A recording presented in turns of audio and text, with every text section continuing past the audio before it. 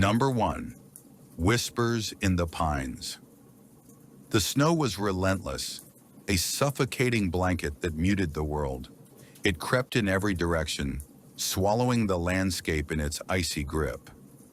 Deep in the woods of northern Ontario, nestled between towering pines and jagged cliffs, the tiny logging town of Larkwood lay silent. The winter had arrived early, and with it came whispers. For years, stories of the Wendigo had haunted the town. Generations of settlers spoke of a beast prowling the forests, an emaciated skeletal figure with hollow, glowing eyes and a heart of ice. It was a creature of hunger, unyielding and insatiable. The tales warned of its presence when the woods grew too quiet and the cold felt sharper than it should. People dismissed it as folklore, but folklore has a way of crawling under your skin. Lucas King didn't believe in folklore. He was pragmatic and stubborn, the sort of man who laughed in the face of superstition. As the town's new sheriff, he was determined to bring law and logic to Larkwood. So when the Hollow family vanished from their cabin on the outskirts of town, Lucas didn't waste time on tall tales. He strapped on his boots, loaded his shotgun, and set off to investigate. The cabin was in ruins when he arrived. Doors ripped from hinges, furniture shattered. The scent of decay hung heavy in the air. Lucas followed the trail of destruction into the woods, his breath forming clouds in the bitter cold. He didn't notice how silent the forest had become, or the faint scraping sound that trailed his every step. As he moved deeper into the wilderness, Lucas stumbled upon a gruesome discovery. There, half buried in snow, were the Hollow family, mother, father, and child. Their faces were frozen in expressions of terror, mouths twisted in screams that would never be heard. Lucas knelt down, heart pounding, as his flashlight flickered. Then he saw it, claw marks stretching across the trees, long and deliberate, as if warning him to turn back. Something moved in the shadows. Lucas spun around, shotgun raised, but found only empty darkness. The pines loomed overhead, their branches like skeletal fingers reaching for the sky. He should have turned back then, but stubbornness has a way of clouding judgment. Number 2, the frozen curse. The howling wind tore through the frozen expanse, a mournful cry echoing across the barren lands. The Pine Ridge Research Station, nestled on the edge of the Canadian tundra, was the last outpost before the wild swallowed everything. A blizzard raged outside, sealing the station in a cocoon of ice and silence. The research team had come to study climate shifts in the region. 5 scientists, isolated from the world, working tirelessly in the biting cold. But the storm had brought more than snow.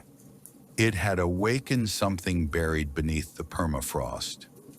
Dr. Helena Moriarty was the team leader, a woman of sharp intellect and iron determination.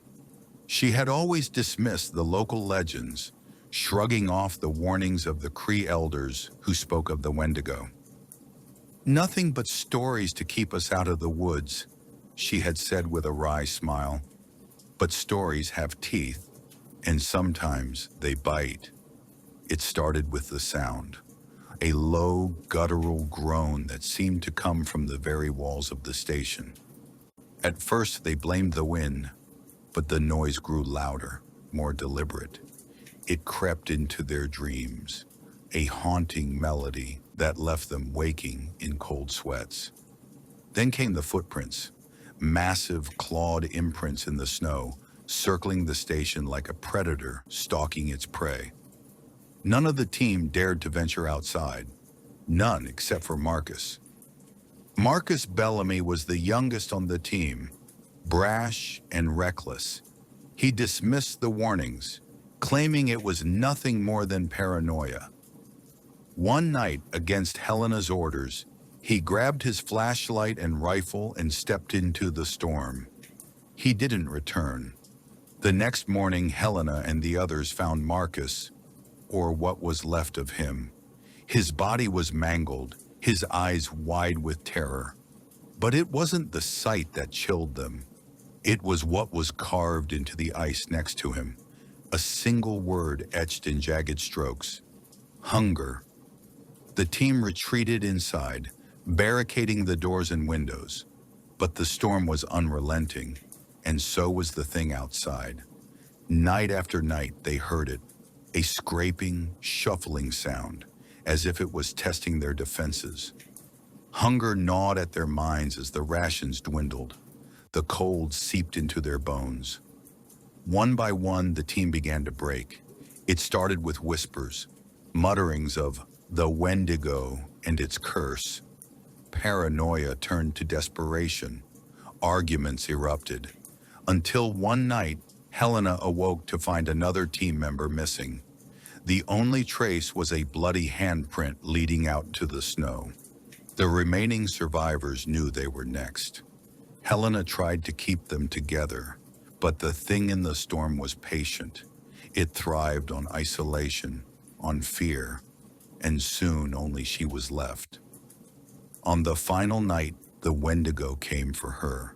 It stood at the edge of the firelight, a gaunt, skeletal figure with eyes that burned like embers. Its lips curled into a grin, revealing jagged teeth. Helena stared into its hollow gaze, the weight of the curse pressing down on her.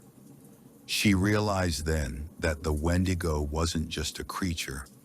It was a reflection of the darkness within, of the insatiable hunger that drove humanity to destroy itself. As the fire flickered and died, the beast lunged. Helena's scream was swallowed by the storm. Months later, a rescue team found the station buried under layers of snow. Inside, they discovered only silence and a single message scrawled on the wall in blood. I am the Wendigo. Number 3, the Hungry Depths. Hidden in the northern wilderness of Quebec lay Lac d'Ombre, a remote lake cloaked in mystery. The locals avoided it, muttering warnings of unexplainable disappearances and curses that lingered in the frost-covered trees. Only the bravest, or the most foolish, ventured near its shores. It was late October when a group of 4 college friends decided to defy the warnings. Liam, the ringleader, was a skeptic who loved debunking ghost stories. He convinced his friends, Corey, Maeve, and Sophie, that a weekend camping trip by the lake would be the perfect way to end the season. Nothing out there but wind and old myths, he said with a cocky grin. Against their better judgment, they followed. The first night was uneventful. They pitched their tents near the water, the campfire crackling as they shared stories and laughter. But as the night deepened, an eerie stillness settled over the lake. The wind died, the usual sounds of the forest vanished, and the air grew heavy with an unnatural chill. Maeve was the first to notice the footprints, massive clawed tracks that circled their camp in the frost. It's probably a bear, Liam said, though his voice wavered. Sophie, ever cautious, wanted to pack up and leave, but the others brushed off her concerns. They didn't see the pair of glowing, ember-like eyes watching them from the shadows. By the second night, the mood had shifted. Corey disappeared while gathering firewood. Hours passed without a sign of him, and the group's frantic calls echoed unanswered into the void. When they finally found him at dawn, he was kneeling by the lake's edge, his face pale and eyes hollow. He muttered incoherently, words tangled in fear. The only phrase they could make out sent shivers down their spines. It's so hungry. The third night brought chaos. Corey vanished again, this time leaving only his flashlight and a streak of crimson on the frost. The remaining three retreated into their tent, barricading themselves as the night pressed in. Around them they heard the crunch of snow and a low guttural growl that seemed to come from nowhere and everywhere at once. The Wendigo was toying with them. Liam, desperate to prove his bravado, grabbed an axe and stormed into the darkness. Maeve and Sophie begged him to stay, but he ignored them, the faint tremor in his hands betraying his fear. Moments later, a blood-curdling scream pierced the night, and then silence. Maeve and Sophie, now alone, clung to each other as the hours dragged on. The tent's thin walls offered no protection against the whispers that seemed to seep through the air. The Wendigo's hunger was palpable, a force that gnawed at their minds as much as their bodies. When dawn finally arrived, Sophie awoke to find Maeve gone. A trail of footprints led to the lake, where the ice had been shattered. All that remained was Maeve's scarf, tangled in the reeds. Sophie ran. She didn't stop until she reached the nearest town, frostbitten and delirious. She told her story, but no one believed her. "The Wendigo's curse," they whispered when she wasn't listening. "Once it marks you, it never lets go." Years later, Sophie moved to the city, far from the wilderness and its horrors. But on quiet nights when the wind was still, she swore she could hear the Wendigo's growl, faint and distant, a reminder that hunger never dies. Number 4. The Cursed Feast. It was the night of the first snowfall when Declan Hayes returned to the cabin. Perched deep in the heart of Algonquin Park, the cabin had been his father's sanctuary and later his, a place to escape, to hunt, to live free from the noise of the outside world. But Declan never imagined that noise could be the thing he'd come to miss most. The cabin was as he left it, small and sturdy, nestled amidst ancient trees. A wolf's pelt hung by the door, a trophy from his father's time, though its weathered fur gave it a ghostly appearance. Declan hadn't visited in years, not since his father's sudden passing. Now, returning alone felt strange, even wrong, though he couldn't say why. As evening fell, Declan ventured into the woods to hunt. The silence pressed down on him, heavy and suffocating, broken only by the crunch of snow beneath his boots. It didn't take him long to spot a deer, a lone buck grazing by the edge of a clearing. Declan raised his rifle and took the shot. The deer bolted, but its blood left a trail, vibrant against the pure white snow.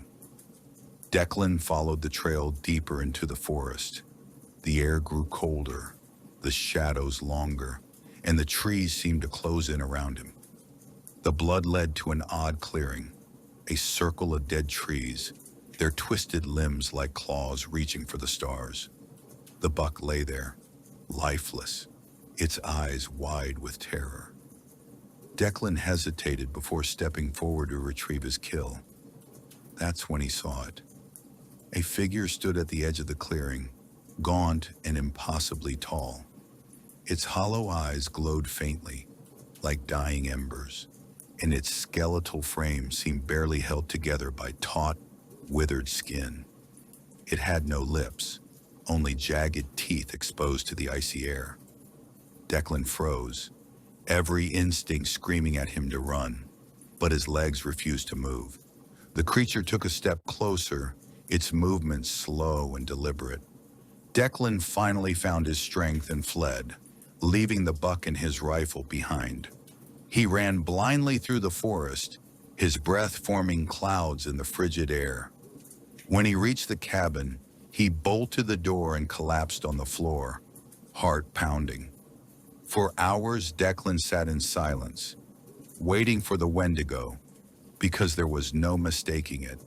He remembered the stories his father used to tell. warnings passed down through generations. The Wendigo is hunger itself. Once it sets its eyes on you, there's no escape. Declan's stomach growled. He hadn't eaten all day, and the fear gnawed at him as much as the hunger. He checked the pantry, but the shelves were nearly bare. Just a few cans of beans and a box of stale crackers. Enough to last the night, but not much more. The snow outside grew heavier, blanketing the cabin in cold and silence. Declan thought he was safe until he heard it, a soft scratching at the window. Then came the whispers. Low and guttural, spoken in a language that felt ancient and foreign. The Wendigo was close. In his panic, Declan reached for the wolf pelt hanging by the door. He wrapped it around himself, hoping it would ward off the beast like his father once said. But the scratching grew louder, the whispers more insistent. Hunger consumed Declan, but it wasn't his own. It was the Wendigo's, seeping into his mind, filling him with insatiable longing. When morning came, the rescue team found the cabin in ruins. The door had been splintered, the windows shattered. Inside they found Declan, or what remained of him. His body was twisted and emaciated, his eyes hollow, his lips torn away. In his place, the wolf pelt lay draped across the floor, covered in blood and frost. But the most chilling discovery was the claw marks carved into the walls. Long, deliberate strokes spelling out one word: hunger.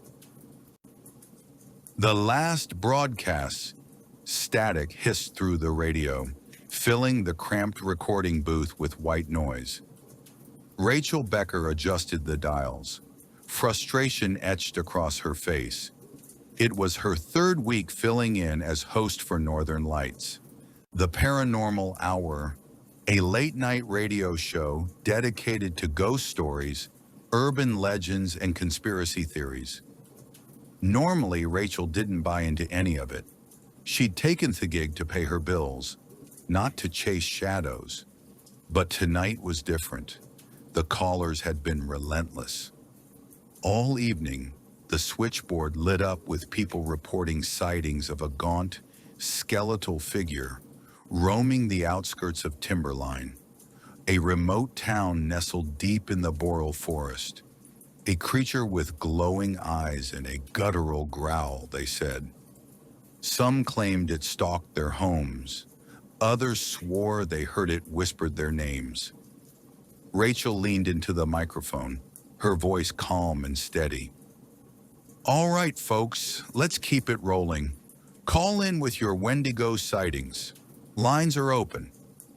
As if on cue, the next call crackled through. You think this is a joke? A man's voice snarled. His tone was ragged, filled with panic. You're making it worse. You keep talking about it, and it's getting closer. Rachel sighed. Sir, this is just a radio show. No, he shouted, cutting her off. It's listening. Don't you understand? The more you talk about it, the more real it gets. The call cut off with a sharp click, leaving Rachel blinking at the silence. Before she could respond, the lights in the studio flickered. For a moment, she thought it was just a power surge, but then the static on the radio shifted. It wasn't random anymore. It was rhythmic, deliberate, almost a voice. Rachel stared at the equipment, unease prickling at her skin. The sound grew louder, a distorted, guttural whisper threading through the static. Rachel! She jumped, her pulse racing. She glanced around the empty studio. No one else was there, just the cold glow of the monitors and the faint hum of electricity. Taking a deep breath, she leaned back into the mic. All right, pranksters, you've had your fun. Let's get back to... The phone rang again, cutting her off. Slowly, Rachel reached for the receiver. This is Northern Lights. What's your story? No answer. just heavy breathing. Then the voice came, low and gravelly. "I'm coming." Rachel slammed the phone down, her hands trembling. This wasn't funny anymore. She reached for her jacket, ready to leave, when the studio door creaked open. A rush of cold air swept in, carrying the scent of decay. Rachel froze, her breath forming clouds in the icy air. In the doorway stood a figure, gaunt, impossibly tall, its glowing eyes locked on her. The Wendigo. Rachel backed away, her heart pounding. "This isn't real," she whispered to herself. "It's just a story." The creature took a step closer, its movements jagged and unnatural. Its mouth stretched into a grotesque grin, revealing jagged teeth. "You made me real," it rasped. "You called me here." Rachel scrambled for the emergency exit, but the creature was faster. It lunged, its claws tearing through the equipment, sending sparks flying. The last thing Rachel saw before the darkness took her was its hollow gaze, burning like embers. The next morning, Timberline residents found the radio station in ruins. The equipment was destroyed, the booth scorched, and Rachel was nowhere to be found. The only thing left was a recording, a single broadcast looping endlessly on the airwaves. It was her voice. Hollow eyes. It started as a dream, or maybe a nightmare. I'm not sure anymore. All I know is that I wake up every night gasping for air, my throat dry as sandpaper, my heart racing as though something has chased me in the dark. And every night, when I open my eyes, I see it. Faint, glowing pinpricks of light, staring at me from the shadows. Watching, waiting. I moved to Pine Hollow 6 months ago, a town so small it barely clings to the edge of the map. As a journalist chasing forgotten folklore, I've made a career out of uncovering the kind of stories people would rather leave buried. Wendigos weren't my focus. I came for something simpler. Tales of lost miners, isolated loggers, curses whispered into the frost-bitten winds. I never believed I'd find anything more than words on a page, until I did. The first sign was the tracks. I found them while hiking near Blackwood Pass, massive clawed prints embedded in the snow, as though the earth itself had been torn apart. At first I thought it was a bear, but no bear's stride could stretch like that. I snapped pictures, took notes, and convinced myself it was nothing. The second sign was the whispers. I heard them as I walked back to town, faint and guttural, threading through the wind like poison.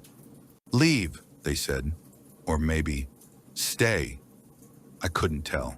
I turned my head, searching for the source, but the woods were empty. And Pine Hollow. Well, Pine Hollow isn't the kind of place you want to be when darkness falls. Then there were the stories. The locals didn't share them willingly. They eyed me like I was insane when I asked. But slowly, after enough beers at the old tavern on Main, the truth began to seep out. "The Wendigo's a curse," they whispered, voices trembling. "Not a beast, not a man. Just hunger, endless hunger." I laughed, of course. I didn't believe in monsters, only the fears that spawned them. But the laughter didn't last long. Not after the dream started, not after the tracks appeared outside my cabin, stretching across the frozen ground like the marks of something dragging itself closer. And now, I'm sitting in the dark, staring at the shadow in the corner. Because it's no longer a dream. It's real. The glowing eyes watch me, hollow and unblinking, their faint light carving shapes in the night. The air is colder than it should be, biting at my skin, numbing my fingers, my toes. I thought I locked the door, but maybe I didn't. It doesn't matter. I don't think the Wendigo needs doors. Its whispers are louder now. filling my ears, my head, my chest. My heart feels wrong, slow, sluggish, like it's fighting to beat. And the hunger, it isn't mine, but I can feel it. It claws at my throat, my stomach, twisting me into something I don't recognize. I want to run, but the thing in the corner is already moving, stretching, unfolding itself from the shadows. It's gaunt, skeletal, impossibly tall. Its ribs press against its pale, leathery skin, and its mouth stretches wide, far wider than any human should, revealing rows of jagged teeth. I try to scream, but the sound dies in my throat. The Wendigo doesn't lunge. It doesn't growl. It simply steps closer, slow and deliberate, and it speaks. "You made me real," it says, its voice like wind scraping against bone. "You brought me here." The air grows colder still, and my vision blurs. I don't remember falling, but I'm on the floor now, frost creeping across my skin. The Wendigo stands over me, its hollow gaze locked on mine. "Hunger doesn't end," it whispers. "It only grows."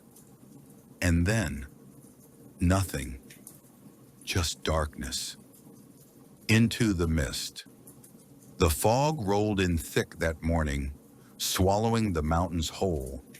I remember how the world seemed to disappear, the dense mist devouring the trees, the cabin, even the sky. Only the crunch of snow beneath our boots reminded me there was still ground to stand on. We shouldn't have been out there, not with the warnings. But Sam always thought he knew better. "No one's seen anything out here in years," he'd said, loading his rifle with practiced ease. "The Wendigo's just a fairy tale, a boogeyman for bored old-timers." It wasn't my idea to join him. I hated the cold, hated the wilderness, hated the stories that clung to these woods. But when your best friend insists on a hunting trip to blow off steam, what can you do? So there we were, trudging through the silence with our breath clouding the air. I didn't realize then that the silence was the first warning. No birds, no wind, just nothing. Sam didn't notice, or if he did, he didn't care. He plowed forward, rifle slung over his shoulder, his orange jacket a smear of color in the endless white. I followed reluctantly, the unease in my gut growing with each step. We found the deer at noon, half buried in the snow, its body torn open like wrapping paper on Christmas morning. Blood stained the frost, dark and vivid, and its hollow eyes stared up at nothing. Sam crouched to examine it, muttering something about wolves or a bear. But there were no tracks, just the deer, just us. "Let's head back," I said, my voice tight. "This isn't right," Sam smirked. "Don't tell me you're scared of a dead deer." He moved deeper into the woods before I could stop him. I stayed behind, staring at the carcass, my fingers clenching and unclenching around my useless rifle. Something about it felt wrong, not just the sight of it, but the air itself, heavy, stifling, almost alive. When I finally followed, the fog seemed thicker than before, coiling around the trees like it had a mind of its own. The shapes of the pines twisted into unfamiliar forms, and soon even Sam's bright jacket disappeared into the gray. "Sam," I called. No answer, just the crunch of snow beneath my boots, and then nothing. I stopped, my breath hitching. The silence was back, oppressive and absolute. I listened, straining against it, and heard something. Faint at first, but unmistakable. A low, guttural growl. "Sam!" I yelled, spinning around. But the fog swallowed my voice, and with it, the last shred of my courage. The growl came again, closer now. Then a whisper, barely audible. "You're mine." I ran. I didn't care where.